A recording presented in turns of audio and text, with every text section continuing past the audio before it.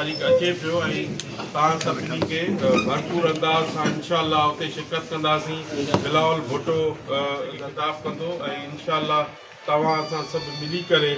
बिलावल जा हथ मज़बूत करणा आहिनि ऐं इंशाअल्लाह हिनखे बिलावल साहब खे हिन मुल्क जो वज़ीर आज़म बणाईंदासीं ऐं बणाईंदासीं।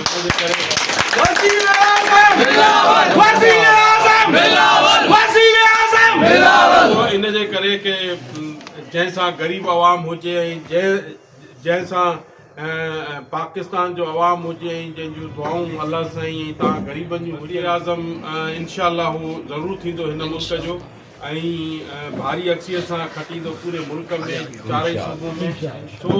तव्हां असां सभिनी खे घुरिजे त बिलावल साहब जा हथ मज़बूत कयूं, आसिफ अली ज़रदारी साहब जा हथ मज़बूत कयूं, अबी फरियाल जा हथ मज़बूत कयूं ऐं पार्टी जा हथ मज़बूत कयूं ऐं मोहतरमा जो जेको फ़लसफ़ो आहे उनखे वधायूं ऐं मोहतरमा जे फ़लसफ़े खे वधाईंदासीं इंशाअल्लाह। हिन मुल्क में न ॿियूं पार्टियूं सभु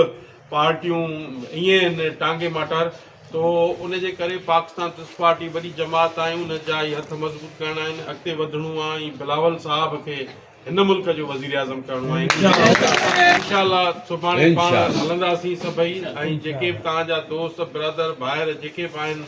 पाड़े वारा ओड़े वारा सभु दोस्तनि सां गॾिजी करे बिलावल साहब जो तमामु वॾो इस्तक़बाल करणो आहे ऐं तमामु इंशाअल्लाह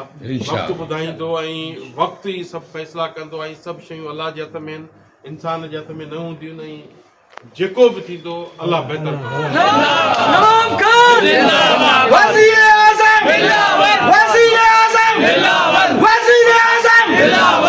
असांखे सिर्फ़ु इहो ॾिसणो आहे हिन मुल्क जो वज़ीर आज़म बिलावल भुट्टो खे करणो आहे ऐं पूरे मुल्क में हुकूमत ठाहींदी पाकिस्तान पीपल्स पार्टी इंशाअल्लाह ज़रूरु ईअं ई थींदो।